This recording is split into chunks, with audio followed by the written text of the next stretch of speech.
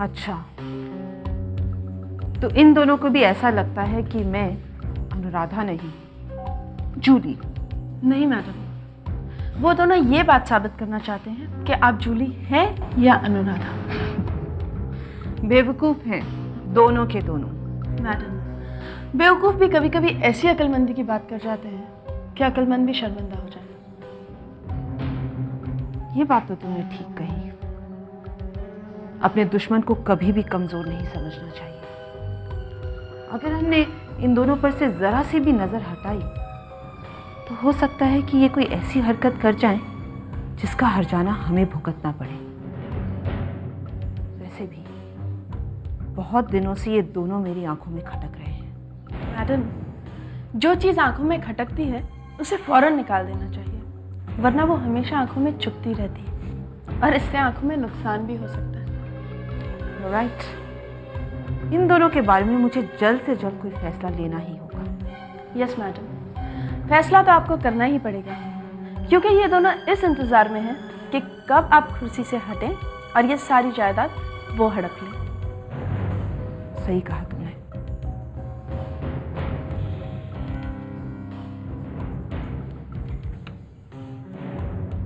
पहले मुझे उन चूहों को जहाज से उतारना होगा जो कि जहाज के डूबने का इंतजार कर रहे हैं।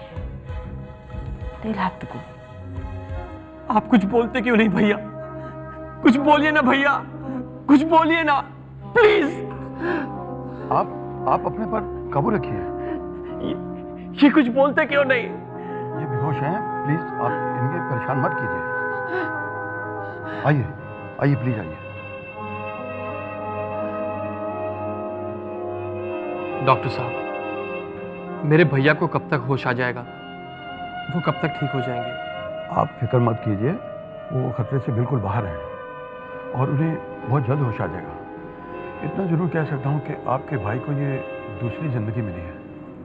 न जाने किसकी दुआओं का उनका साथ था और कौन सी नेकी ने उनकी जान बचा ली, वरना जिसके सीने में 2 गोलियां लगी हों और उसकी जान बच जाए, इसे तो ऊपर वाले का करिश्मा ही कहेंगे।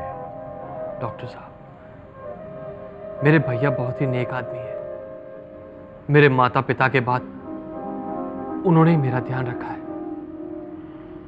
अगर उनको कुछ हो गया तो मैं भी नहीं रहूंगा। नहीं, ऐसा नहीं करते। आप अपने आप को संभालिए। आप जैसे भाई का प्यार इस भाई के साथ हो तो इंसान तो क्या, उसका मौत भी कुछ नहीं बिगाड़ सकती।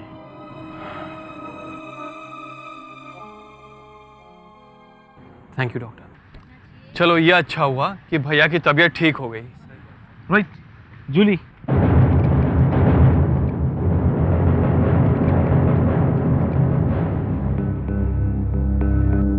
जूली, हाय। हाय, तुम यहाँ कैसे? मैं मेरे भैया से मिलने आया हूँ। तुम? मुझे यहाँ पे बहुत जरूरी काम था, इसलिए आना पड़ा। कहाँ रहती हो? अपनी आंटी के यहाँ पर, उनके घर पर। लेकिन मुझे ये बताओ कि तुम यहाँ कैसे? वो मेरे भैया हॉस्पिटल में एडमिट है। क्यों? क्या हुआ उन्हें? किसी ने उन पर गोली चला दी। तुम्हारे भैया करते क्या हैं? नहीं नहीं, ऐसी कोई बात नहीं। मेरे भैया तो बहुत ही अच्छे आदमी हैं और तुम्हें तो पता है कि आजकल के जमाने में अच्छा होना भी कितना बड़ा गुनाह है। वो तो है, लेकिन अब तबीयत कैसी है उनकी? Now he is better.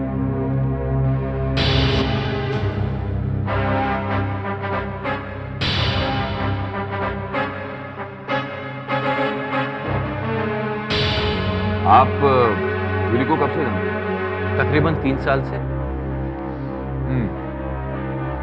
तो आखिरी बार आपकी मुलाकात जूली से कब हुई थी? 15 दिन पहले दिल्ली में वो मुझसे मिली थी। उसने कहा था कि वो मुंबई किसी काम से आ रही है। उसने आपको बताया कि वो मुंबई क्यों जा रही है, किससे मिलने जा रही है, किस काम के लिए जा रही है? वेल ऑफिसर, मैंने सोचा कि ये उसका पर्सनल मैटर है, इसलिए पूछा नहीं। तो तुम मुंबई क्यों आए? मेरे भैया है यहाँ पर। कौन? गजेंद्र है उनका नाम। कौन गजेंद्र? वही जिन पर अभी अभी गोली चली थी और हॉस्पिटल में एडमिट है। अच्छा, तो तुम उनके भाई हो? जी। तो जूली से क्या रिश्ता है तुम्हारा? तो सिर्फ तुम्हारी दोस्त है ना? हाँ, लेकिन उसके हिसाब से, मेरे हिसाब से तो मैं उससे मोहब्बत करता हूँ। ओह, तो इश्क का मामला है। तुमने वो कहावत सुनी है ना, इश्क नचाए गली गली? तो आप दिल्ली की गलियों को छोड़कर बंबई की गलियों में भटकने आए अपनी प्रेमिका के लिए? जी ऐसे ही समझ लीजिए। तुम जानते हो ना उसका नाम जूली नहीं बल्कि अनुराधा है। इट्स इम्पॉसिबल इंस्पेक्टर साहब, मैं उसे अच्छे से जानता हूं, उसका नाम जूली ही है। अच्छा, दिल्ली में तुम जानते हो उसके साथ उसके कौन कौन रिश्तेदार हैं? सिर्फ मम्मी पापा हैं। वैसे इन दिनों वो उनके साथ नहीं रहती। तुम दिल्ली में क्या करते थे? I am a student. क्या तुम्हारा परिवार भी तुम्हारे साथ रहता है? जी नहीं, मैं तो हॉस्टल में रहता हूँ। भैया ने पढ़ने के लिए दिल्ली भेजा है। देखो, हमें तुम्हारी इस जूली पर शक है। हम एक अनुराधा नाम की लड़की को जानते हैं जो हूबहू जूली की तरह दिखती है। अगर तुम जूली और अनुराधा को साथ साथ खड़ा कर दो तो दोनों में फर्क नहीं बता पाओगे कि कौन जूली है कौन अनुराधा है। ये तो तुम्हारे हिसाब से,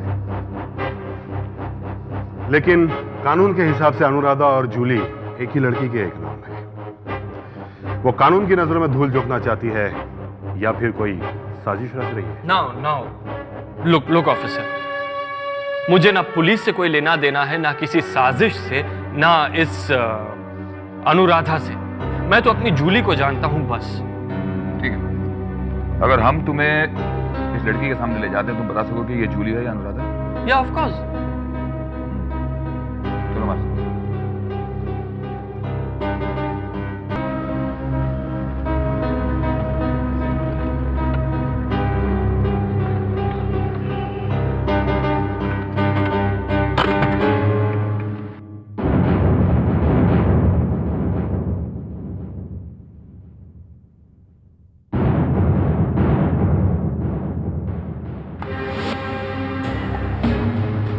जानते हो?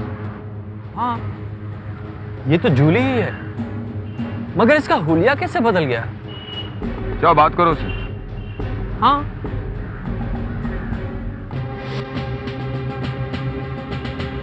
आईने का दूसरा रुख अभी पता चल जाएगा। जूली, जूली, हाय। कौन है आप? ओ कम ऑन, तुमने मुझे नहीं पहचाना? और ये क्या हुलिया बना रखा है अपना? देखो, ना तो मैं जूली हूं और ना मैं तुम्हें पहचानती हूं। देखो जूली, मजाक मत करो।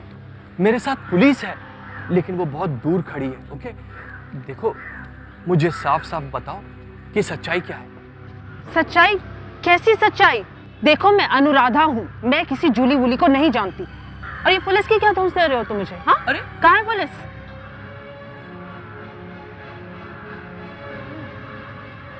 अब समझ में आया। चलो मेरे साथ। ये क्या कर रही हो? तुम मेरे साथ चलो, सब समझ में आ जाएगा। Let's go. अमित, ये औरत कौन सी नई चाल चलने के लिए हमारे पास आ रही है? ठीक है, inspector, what is this nonsense? मैं आपकी हर हरकत को शराफत से बर्दाश्त करती जा रही हूँ। इसका मतलब ये नहीं कि आप मुझ पर इल्जाम लगाते रहें। देखिए, ये रोहित कह रहा था कि वो जूली को अच्छी तरह से जानता है, तो हम बस जूली और अनुराधा में फर्क जानने के लिए आए। Inspector, don't try to fool me. मैं जानती हूँ कि आपने इसे फर्क जानने के लिए नहीं भेजा था। आपने इसे भेजा था ताकि ये पता कर सके कि मैं वाकई में अनुराधा हूँ या जूली। इंस्पेक्टर, अगर आप ये सोचते हैं कि आप बहते हुए पानी में तलवार मारकर पानी का रुख बदल देंगे तो ये आपकी गलतफहमी है। और आप साए का पीछा करने की कोशिश मत कीजिए, वरना हो सकता है कि आप अंधेरे में हमेशा हमेशा के लिए गुम हो जाएं। ये मेरी राय है। एंड अनदर थिंग, अगर आज के बाद कभी मुझे ऐसा लगा कि आप लोग मुझ पर इल्जाम लगाने की कोशिश कर रहे हैं तो फिर मुझे अपने वकील से बात करनी होगी। देखो जूली, शट अप। मैं जूली नहीं हूं, मैं अनुराधा हूं। And I hope I have made my self clear.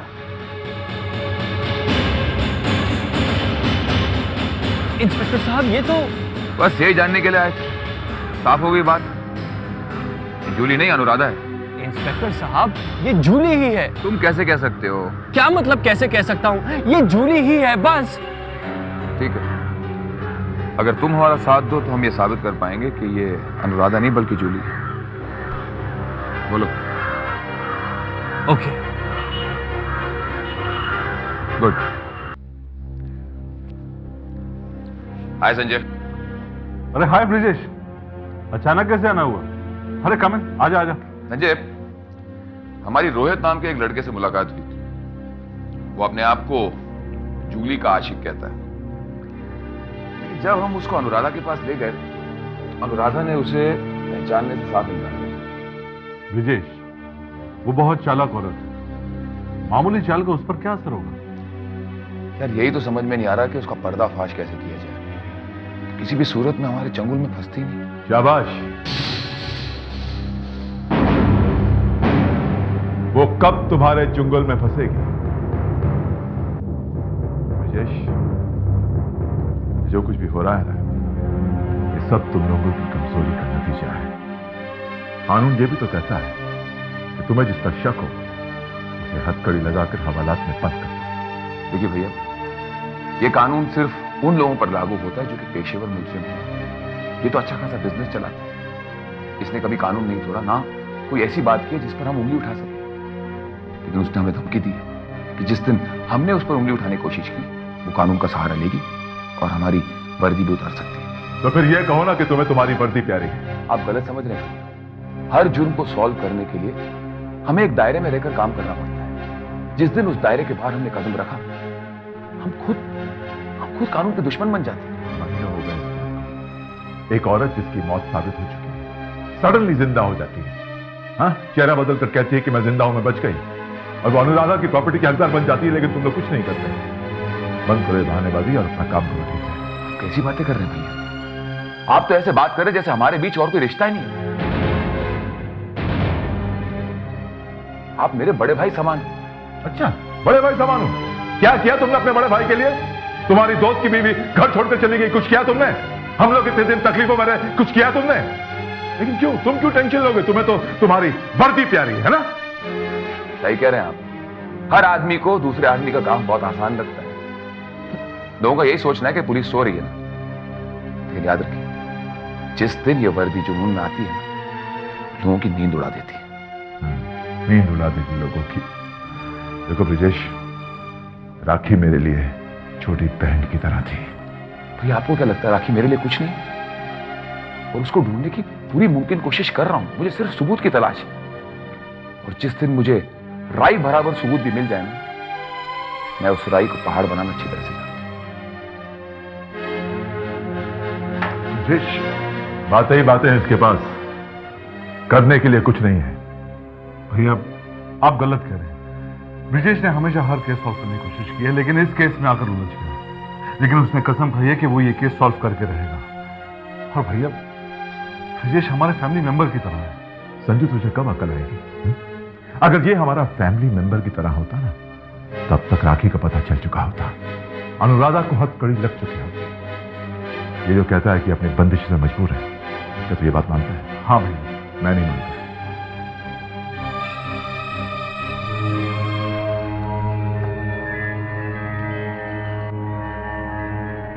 Anuradha जी, आप कहिए, कैसे याद किया? मुबारकबाद देने आया था। किस बात की मुबारकबाद? तुमने जो साबित कर दिया है कि इस शहर में तुम्हारी एक हमशक्ल भी है, उस बात की मुबारकबाद। ये खेल कब तक खेला? ये खेल नहीं, सच्चाई है। What's so funny about it?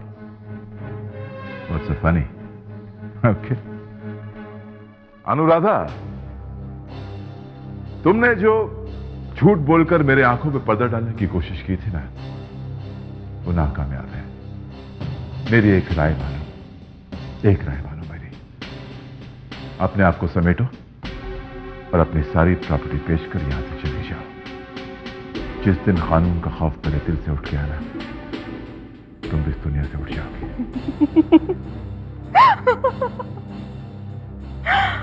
Oh God, आप दोनों भाई डायलॉग बाजी बहुत अच्छी करते हैं। हाँ, अब तक तो मैं डायलॉग बोल रहा था, लेकिन जिस दिन डायलॉग बोलना बंद होगा ना, उस दिन हाथ बोलेगा। और मैं जो कदम उठाऊंगा, तुम ना चूली रहोगी ना अनुराधा। तो कीजिए कोशिश, मैंने कब मना किया है? देखिए विक्रम साहब, सिर्फ बातें करने से कुछ नहीं होता है, करना पड़ता है। तो जस्ट रिमेंबर, अगर मुझे कुछ हो गया तो बचेंगे आप भी नहीं, हालात में चक्की पीसेंगे। मेरा जो हशर होगा ना, इसकी मुझे कोई परवाह नहीं, लेकिन तुम्हारा खेल तो मैं हमेशा हमेशा के लिए खत्म कर दूंगा। आखिरी बार पूछ रहा हूं तुमसे, आखिरी बार, राखी कहाँ है? राखी? कौन राखी? साली, आधी, घरवाली। खबरदार जो राखी का नाम अपनी गंदी जबान से लिया तुमने। Sorry, I am very sorry. मुझे क्या पता था कि आपका और राखी का रिश्ता इतना पवित्र है। वेल, अब जब आपने मुझे बता दिया है तो आई अंडरस्टैंड कि आपको उसे ढूंढना ही चाहिए। और सच कहूं तो मैंने भी उसे ढूंढने की कोशिश की थी। हालांकि मेरा और राखी का कोई रिश्ता तो नहीं है, सिर्फ इतना कि उसका हस्बैंड मेरा बहुत अच्छा दोस्त है। और कोई रिश्ता नहीं है तुम्हारा संजू के साथ। मेरी बात मानो तो शहर की सरहद छोड़कर जल्द से जल्द निकल जाओ। ये मेरी आखिरी चेतावनी है तुम्हें, लास्ट वार्निंग। बेचारा बहुत बोलता है, करता कुछ नहीं है। लेकिन ये तो बहुत गलत हो गया, बहुत गलत हो गया। विक्रम अगर ये कहकर गया है तो वो करके नहीं दिखाएगा। रावत, सिर्फ बातें करने से और धमकियां देने से फैसले नहीं लिए जाते। फैसले लिए जाते हैं डिसीजंस लेने से। मैं विक्रम को बहुत अच्छी तरह से जानती हूँ। वो एक बिजनेसमैन है, कोई भी गलत कदम नहीं उठाएगा। नहीं जानती आप उस आदमी को, उसका दिमाग को नहीं जानती है। बहुत गर्म दिमाग का आदमी है। हाँ, अपने बिजनेस के लिए वो कुछ ना करे, लेकिन अगर उसके भाई, उसकी बीवी और उसकी साली को तकलीफ हुई तो वो इंसान से जानवर भी बन सकता है। लेकिन जानवरों का शिकार भी तो होता है। हाँ, तो होता है, बिल्कुल होता है। लेकिन शिकार करने के लिए हिम्मत भी तो होनी चाहिए। रावत, तुम्हारे जैसे शिकारी को क्यों पाला है मैंने? Very good, thank you. बहुत सही मौके पर आपने मुझे मेरी जिम्मेदारी सौंपी है। कहिए क्या करना है मुझे? तुम्हें कुछ नहीं करना। काम करने के लिए मेरे पास आदमी है, लेकिन अगर कोई बात बढ़ जाती है तो। ये रावत है ना, निशांत। विक्रम को बर्बाद करने के लिए अगर मैं खुद बर्बाद हो जाऊं तो मुझे कोई गम नहीं होगा। रावत, मैं तुम्हारे अंदर के इन्हीं अंगारों को जगाना चाहती थी। इन अंगारों को संभाल के रखना। बहुत जल्द इन्हें शोला बनना है।